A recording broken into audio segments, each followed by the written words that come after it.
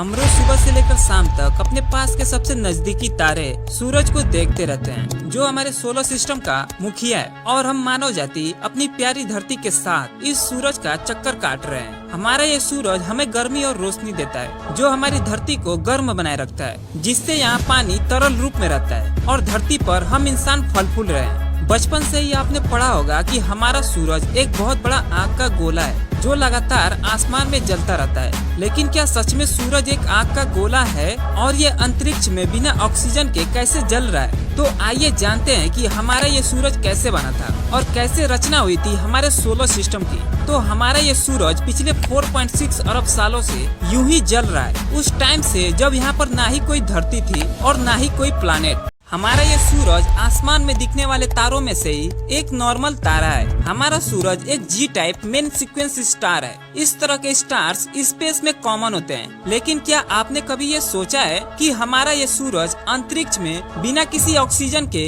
इतने सालों से कैसे जल रहा है? बट इसका रीजन जानकर आपके होश उड़ जाएंगे। दरअसल हमारा ये सूरज जलता ही नहीं, बल्कि इसकी ये चमक इसके अंदर होने वाली एक खास रिएक्शन से आती है, जिसका नाम है स्टेलर न्यूक्लियोसिंथेसिस। इस प्रोसेस में एटम्स का न्यूक्लियस फ्यूजन होता है। आपको ये तो पता ही होगा कि तारे हाइड्रोजन गैस से बनते हैं। तारों के कोर में हाइड्रोजन फ्यूजन की वजह से ये हाइड्रोजन हीलियम में कन्वर्ट हो जाते हैं, जिसकी वजह से एनर्जी रिलीज होती है। इससे हाइड्रोजन बर्निंग भी कहा जाता है। तो अगर आपको इस वीडियो का नेक्स्ट पार्ट चाहिए तो मुझे कमेंट में जरूर लिखना।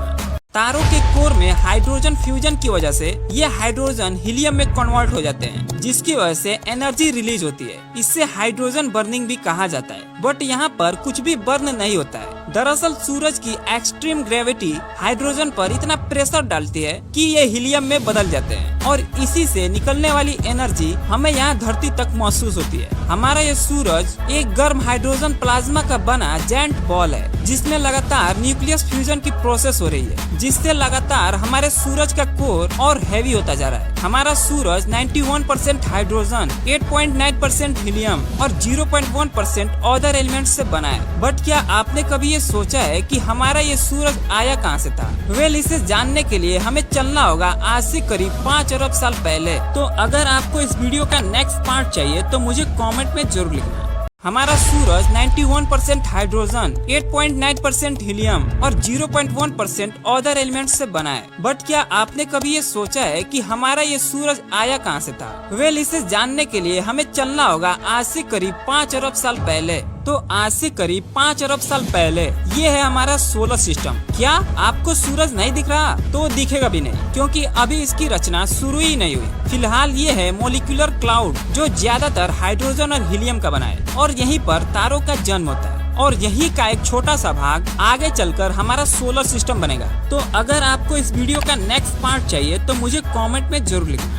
ग्रेविटी के कारण धीरे धीरे नेब्यूला का ये पार्ट डेंस होता जा रहा है, जो आने वाले टाइम में एक डिस्क में बदल जाएगा।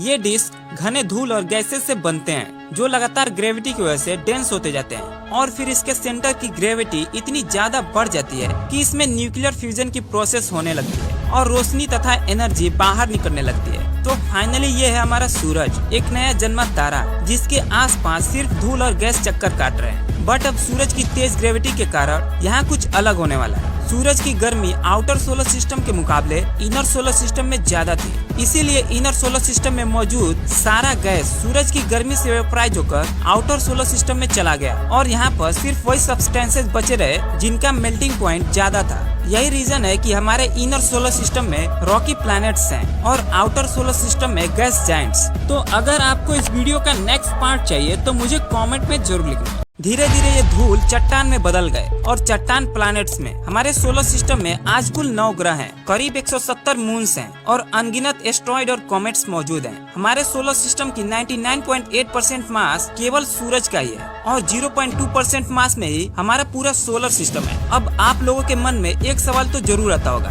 कि ये हमें कैसे पता चला कि हमारे सूरज की एज क्या है? वेल, ये एक एस्टिमेट एज है, जिसे न्यूक्लियर कॉस्मोक्रोनोलॉजी के जरिए अनुमान लगाया जाता है। हमारा सूरज हमसे करीब 14 करोड़ 95 लाख किलोमीटर दूर है। सूरज से हमारी इस दूरी को 1 AU यानी कि 1 एस्ट्रोनॉमिकल यूनिट कहते हैं। तो अगर आपको इस वीडियो का नेक्स्ट पार्ट चाहिए तो मुझे कमेंट में जरूर लिखना।